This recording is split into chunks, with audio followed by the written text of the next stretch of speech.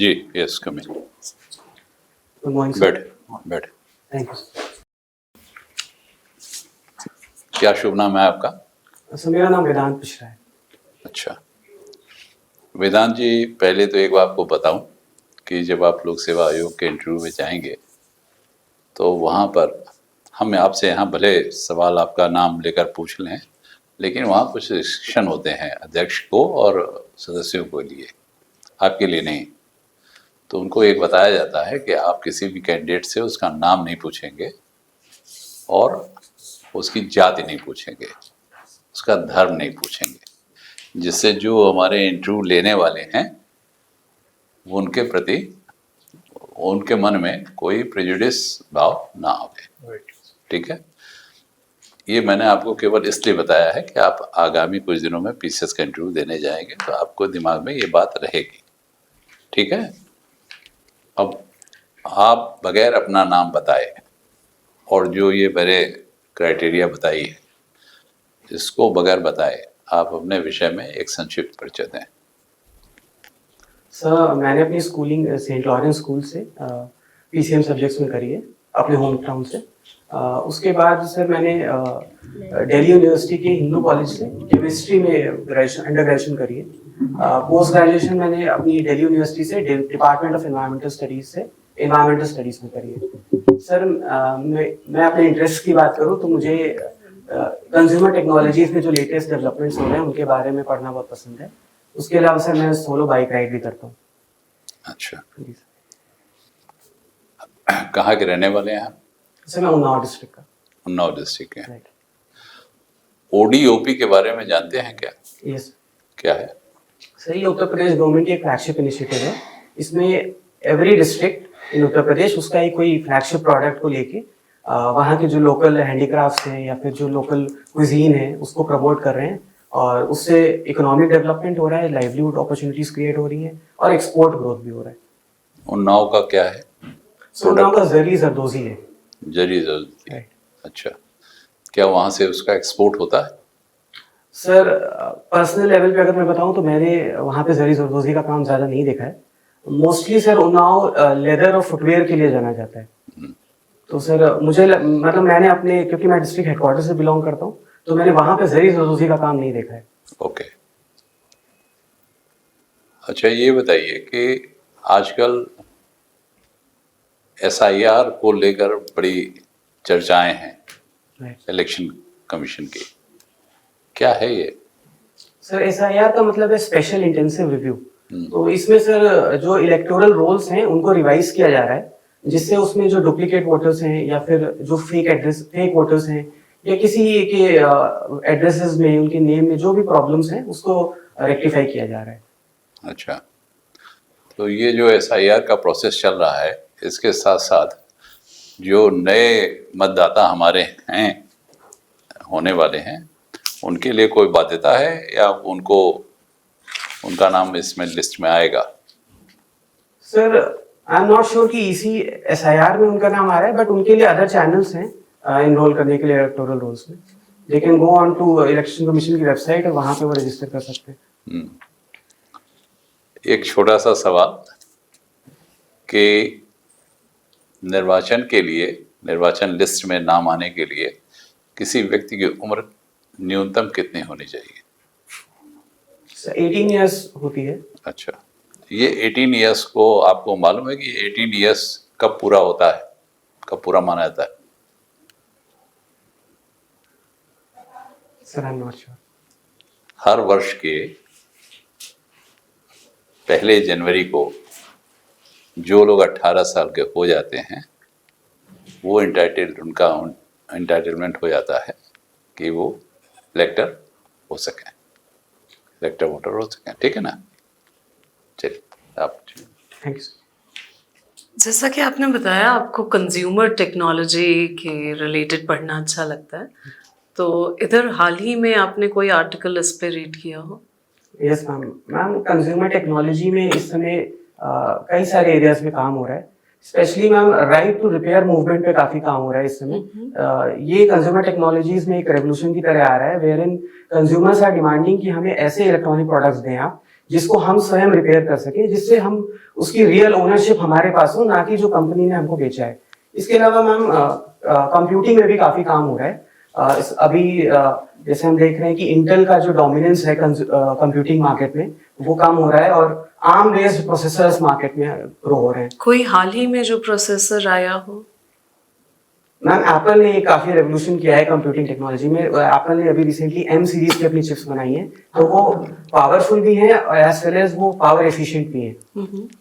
जैसे अगर self service की बात करी जाए कि अपने आप रिपेयरिंग की, तो क्या उसका वारंटी से रिलेटेड भी कोई क्लॉज आएगा? डेफिनेटली मैम, जो सेल्फ सर्विस है वो स्किल्ड पर्सनल के थ्रू होना चाहिए, नहीं तो जो प्रोडक्ट है वो डैमेज भी हो सकता है, तो उसकी वारंटी वाइड हो सकती है। मैम व्हाट सेल्फ सर्विस के साथ साथ कंपनीज को ये भी इंश्योर करना चाहिए वो ऐसे प्रोडक्ट्स बनाएं जो इजीली रिपेयरेबल हो।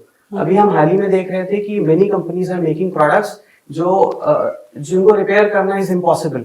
सो ma'am this is all about self. कोई एग्जांपल दे सकते हैं आप? डेफिनेटली मैम, जैसे जो हम अगर लेटेस्ट मोबाइल फोन्स देखते हैं अपने, उनको अगर 10 इयर्स बैक के मोबाइल फोन से कंपेयर करते हैं, तो we are seeing increased use of glue का यूज बढ़ गया है रादर देन स्क्रूज। तो screws can be easily repaired, but जो ग्लू के प्रोडक्ट्स होते हैं वो can not be easily repaired. Just like inbuilt battery and removable battery. Okay, आपने कहा आपको बाइक सोलो बाइक राइडिंग का शौक है। ओके, अगर हम इससे जानना चाहें कि what it gives you, so how you can consider it as a hobby? Ma'am I think solo bike riding is like meditation.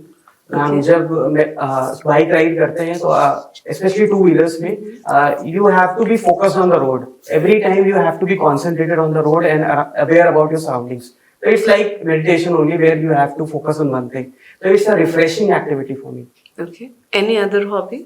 Ma'am, other hobbies, I like to read about tech. I also watch some movies Okay. related to tech only. Share 2 values that you hold very closely. Ma'am, one is integrity. Okay. Without integrity, if a person doesn't have integrity, all other values become null and void. And other is emotional intelligence. A person should be able to read his room. He should be able to gauge the emotions of others, control his emotions, and take decisions accordingly. जब हम emotional intelligence की बात कर रहे हैं तो AQ होता है, SQ होता है, EQ होता है, IQ, इस टाइप के इंटेलिजेंस होते हैं ना अलग अलग। तो सोशल इंटेलिजेंस ज़्यादा इम्पोर्टेंट है या emotional intelligence? Ma'am, I think social intelligence is a subset of emotional intelligence. If you are emotionally intelligent, you will be able to gauge the emotions of other people also, and you will be socially intelligent also. Thank you. Sir, Vedant ji, आपने बताया कि bike riding आपकी hobby, किस तरह की bikes को ride करना पसंद करते हैं? रेसर बाइक्स जो आती हैं? Sir, अभी since I don't earn, so I have a simple 150cc bike only. But अच्छा। in future, I'll definitely prefer bigger bikes. तो मैं आपसे ये जानना चाह रहा हूँ, ये जो 150cc है, इसमें ये सीसी क्या है? सर सीसी ये सिलेंडर का डिस्प्लेसमेंट होता है, जो उसमें इंजन का सिलेंडर होता है साइज। अच्छा, पिस्टन का डिस्प्लेसमेंट उसमें कितने हो सकता है। किस तरह का इंजन बाइक्स में यूज होता है, या किस तरह के इंजन होते हैं bike two wheelers? Sir internal combustion engines बोलते हैं। ये बाइक्स में 2 टाइप के होते हैं, एक कार्बोरेटर बेस्ड होते हैं और अभी फ्यूल इंजेक्शन बेस्ड इंजन्स आ रहे हैं आज के टाइम पे। कार्बोरेटर बेस्ड में देयर इज अ कार्बोरेटर जो गैस और फ्यूल का मिक्सचर सप्लाई करता है, और फ्यूल इंजेक्टर्स में there is a electronic controlled chip which supplies fuel to the engine. अच्छा, और ये जो 2 स्ट्रोक और 4 स्ट्रोक इंजन कहा जाता है, ये क्या है? Sir 2 stroke engines are considered less powerful as compared to 4 stroke. 4 stroke में sir there are 4 valves that are present. In 2 stroke there are 2 valves per piston. अच्छा, तो जो ये आपने इंटरनल कंबशन इंजन बताया, ये कौन से हैं? दोनों हो सकते हैं या 4 स्ट्रोक? दोनों हो सकते हैं। दोनों हो सकते हैं। किस तरह का फ्यूल यूज करते हैं बाइक्स में हम लोग?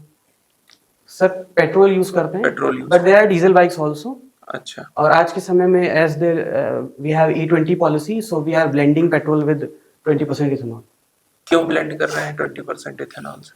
Sir there are many reasons for it. पहला तो हम पॉल्यूशन रिड्यूस करने की तरफ ट्राई कर रहे हैं, तो जिससे सिंस फॉसिल फ्यूल्स पे हम डिपेंडेंस अपनी कम करना चाह रहे हैं, तो वी आर यूजिंग इथेनॉल। इससे सर जो इथेनॉल शुगर केन फार्मर्स हैं उनकी लाइवलीहुड भी हम इंश्योर कर रहे हैं। और इसके अलावा सर इथेनॉल का यूज हम इसलिए भी कर रहे हैं क्योंकि हम फॉसिल फ्यूल पे डिपेंडेंट है फॉरेन कंट्रीज से, तो हम अपना इंपोर्ट बिल भी कम करना चाह रहे हैं। तो क्या इथेनॉल से पोल्यूशन नहीं होगा? Sir, definitely ethanol is also polluting, but since fossil fuel के extraction में ही pollution होता है, so that emissions हम उसको उतने emissions को reduce कर पा रहे तो हैं। इथेनॉल कैसे हम बना रहे हैं?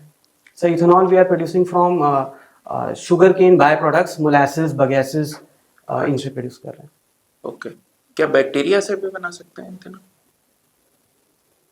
Sir I am not sure, but ethanol production का जो प्रोसेस है उसमें डेफिनेटली एक कंपोनेंट होता है एरोबिक डिकम्पोजिशन का, तो बैक्टीरियाज का वहाँ रोल आता है। ठीक ठीक, ओवर टू यू। वेदांत, आपने अपनी पोस्ट प्रेफरेंस क्या दी है? What are the top 3 post you have given? Sir, I have preferred deputy collector as the first, then ARTO as the second, and deputy superintendent. Deputy Yes. superintendent. Okay. So tell me, Police. so your first preference is deputy collector. Yes. So given the fact that you will join a subdivision or a tehsil after your selection, तो ये बताइए कि आप 3 take savvy technological initiatives क्या लेंगे for protection of women और to curb crimes like eve teasing? Sir tech space में जो मैं एक प्रॉब्लम देखता हूँ, पोर्टलाइजेशन ऑफ सर्विसेज हो रहा है। There are multiple portals for multiple services, तो which is not accessible for a common person. So there are which we can integrate APIs of these portals with WhatsApp, or through WhatsApp only, through using the chat system, women can go ahead and file complaints of harassment. They can track their complaints on at the time, and lifetime monitoring उसकी कर सकते हैं कि what is the status of their complaints. So one I would suggest is complaint redressal system का जो एक overall Mechanism. Yes sir. Sir उसके अलावा specifically for women In public domain, if like public at large, what initiatives you are going to take to curb crimes like eve teasing? sir, other than technology, No, technical initiatives. sir, technical we can increase the number of CCTVs. We can monitor those CCTVs. We can link those CCTVs with artificial intelligence networks, and we can identify spots in the city where instances of these women related crimes are more, and we can उसके accordingly हम वहाँ पे security strengthen कर सकते हैं। कोई उत्तर प्रदेश सरकार का कोई ऐसा इनिशिएटिव है? कोई डेडिकेटेड नंबर दिया है? Sir, dedicated number I don't know, but ping booths क्या है?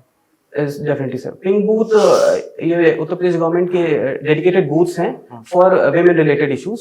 वहाँ पे एक women beat ऑफिसर होगा, एंड वो वहाँ का इंचार्ज होगा, और वहाँ पे any women related crimes report हो सकते हैं। Okay.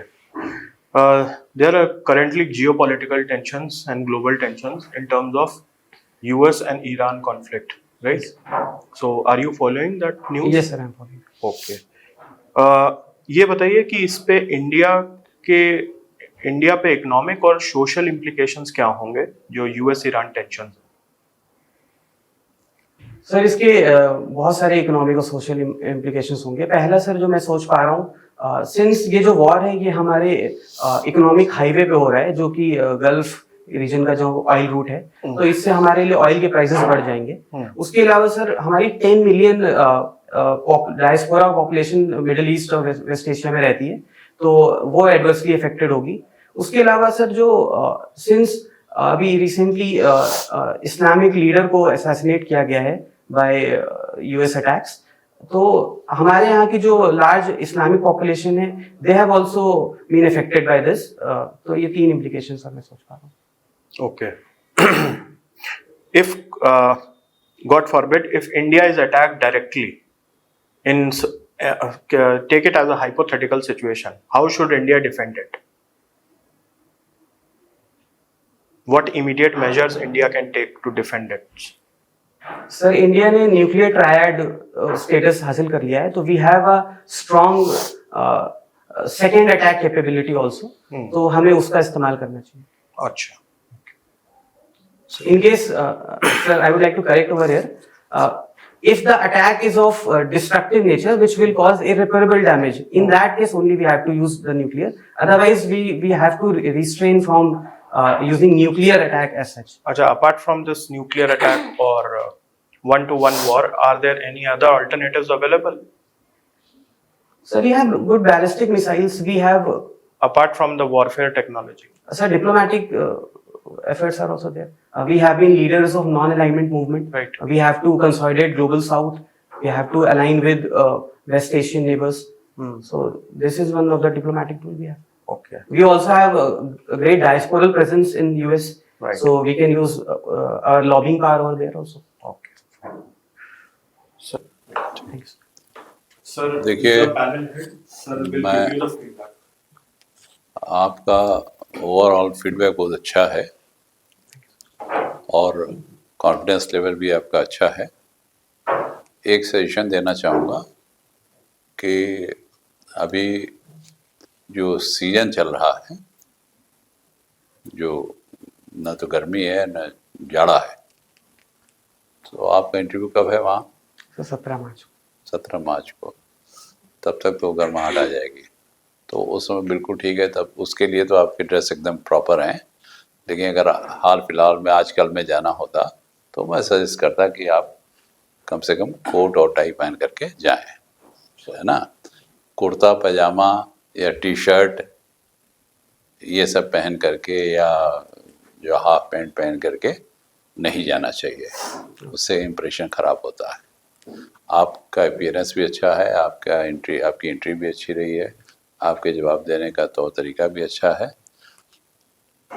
थोड़ा सा जो लास्ट में आप बता रहे थे, इन्होंने पूछा था कि कोई और जो आपने पॉलिटिकल सिनेरियो बताया, तो वहाँ पर आपके दिमाग में ये बात रहनी चाहिए थी कि जो मुस्लिम लीडर अभी जिसको असैसिनेट किया गया है, उसके टर्म्स हमारे पीएम से अच्छे थे, इन स्पाइट ऑफ कि हमारे संबंध इजराइल से भी अच्छे हैं और इन स्पाइट ऑफ कि हमारे संबंध नहीं पर यूएस से भी ठीक हैं, थोड़े से इकोनॉमिक डिस्प्यूट होने के बाद भी. तो ऐसी स्थिति में ये जो हमारा पॉलिटिकल सिनेरियो है वो हम लोग को मेंटेन करना पड़ेगा, ठीक है ना, कि कैसे हम उसको करें. इसीलिए आप देखिए कि हिंदुस्तान में भी अभी कल आपने देखा होगा कि मरे वहाँ पर और शोक यहाँ मनाया जा रहा है, चाहे वो लखनऊ हो और चाहे कश्मीर हो. तो ये सब है, लेकिन फिर भी हिंसा नहीं भड़की, हिंसा नहीं बढ़ी, कल नहीं बढ़ी, ठीक है. तो उसका मेन कारण यही है क्योंकि अखबार ने भी ये दिया कि हमारे और उनके वैचारिक संबंध ठीक थे. तो फिलहाल बहुत अच्छा है. आपको हम लोग उम्मीद करते हैं कि आप अपनी परीक्षा में सफल होंगे और आप अच्छे तरीके से अपना साक्षात्कार देंगे. धन्यवाद. हाँ, एक चीज़ और कहना था कि जो वर्तमान में जो घटनाएं हो रही हैं, इन घटनाओं से आर्थिक और सामाजिक राजनीतिक जो चेंजेस होंगे उनकी स्टडी लगातार करते रहिएगा, क्योंकि इस पर ही जोर होगा. इससे नहीं मतलब होगा कि किसने किस पर बम गिराया तो एक बात हो गई कि भाई युद्ध हो रहा है तो हो सकता है. अथवा इस विषय पे भी देख लीजिएगा कि क्या भविष्य में ये थर्ड वर्ल्ड वॉर का रुख ले सकता है या नहीं ले सकता. मेरा एक क्वेश्चन था कि मैंने वो गलती से टंग स्लिप में बोल दिया कि न्यूक्लियर अटैक कर देना चाहिए. हाँ, वो सर उसको मैं सॉरी बोल के कंट्रोल नहीं, आपने कर लिया कंट्रोल, बट आगे जो वहाँ पर ये सॉरी नहीं चलेगा. वहाँ पर आप बोलने के पहले ही इत्मीनान से करिए. अच्छा, मैंने पीसीएस के इंटरव्यू लिए हैं वहाँ पे, तो सब लोग बहुत नॉर्मल बिहेवियर में रहते हैं, कोई एग्रेसिव नहीं होता है जो आपका चेयरमैन का ग्रुप होता है, वो आपको सपोर्ट करने वाले होते हैं। तो आप निश्चिंत होकर के आराम से बैठ करके आराम से उत्तर दीजिए, ठीक है ना। Thank sir you. एक और क्वेश्चन था। हाँ। मुझे प्रीवियस एक पैनल में बताया गया कि मैं ब्लिंक बहुत करता हूँ आंसर देते टाइम, तो क्या सर आपको ऐसा फील हुआ कि कैसा ब्लिंक करते हैं? बोलते टाइम मैं आंखें ऐसे ऐसे झपकाता हूँ?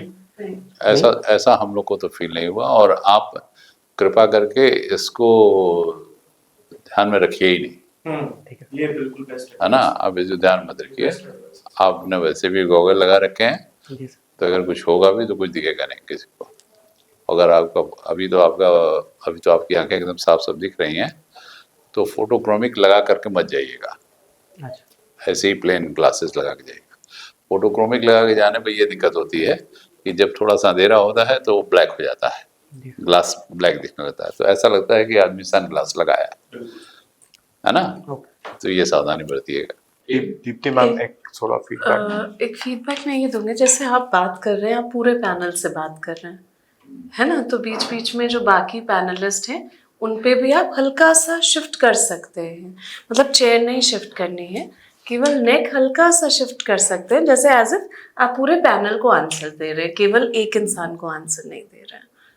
ठीक है, मतलब आप सबको एंगेज कर रहे हैं अपने कन्वर्सेशन के साथ। ड्यूरिंग आंसरिंग आल्सो या केवल इंट्रोडक्शन? नहीं, ड्यूरिंग आंसरिंग की बात करेंगे। ड्यूरिंग आंसरिंग की बात करेंगे कि आप जिसने सवाल पूछा उस पर तो कंसंट्रेट करेंगे, बट साथ साथ कभी इधर भी देख लीजिए, कभी उधर भी देख लीजिए। ये नहीं है कि लगातार देखते रहिए, कभी मतलब बात करते करते में कोई ऐसा लगे कि हम सबसे बात कर रहे हैं, ये कहना होता है। ठीक है वेदांत, सब ठीक है, आपका पॉजिटिव रिस्पॉन्स है, कोई दिक्कत नहीं है। मुझे दिक्कत बस एक ही चीज से है कि आप कोट और टाई नहीं पहन के आए साथ सर वो में। अभी सिला नहीं है actually। हाँ नहीं, वो वहाँ पे जाइएगा। वैसे पटेल साहब, जी। अब इनका इंटरव्यू मार्च में है, हाँ, और 19 मार्च के आसपास बता रहे हैं ना, 17 मार्च। 17 मार्च के आसपास बता रहे हैं। तो उस समय तक अच्छी खासी गर्माहट आ जाएगी। तो फुल स्लीव्स की ही शर्ट पहनिएगा, व्हाइट शर्ट ही पहनिएगा, ब्लैक पैंट पहनिएगा, है ना। और जूते जो हों आपके वो चमड़े वाले होने चाहिए। सर चप्पल बिना फीते वाले हैं ये चल? बिना फीते वाले चल जाएंगे, लेकिन गोल्ड स्टार और जो स्पोर्ट्स शू होते हैं वो नहीं चलेंगे। ठीक है, इस बात का ख्याल रखिएगा। मनाही कुछ नहीं है, बट वो आपका अपीयरेंस खराब कर देता है, बस इतनी सी बात है। उससे आपके नंबर नहीं कटेंगे, लेकिन एक प्रेजुडिस हो जाता है।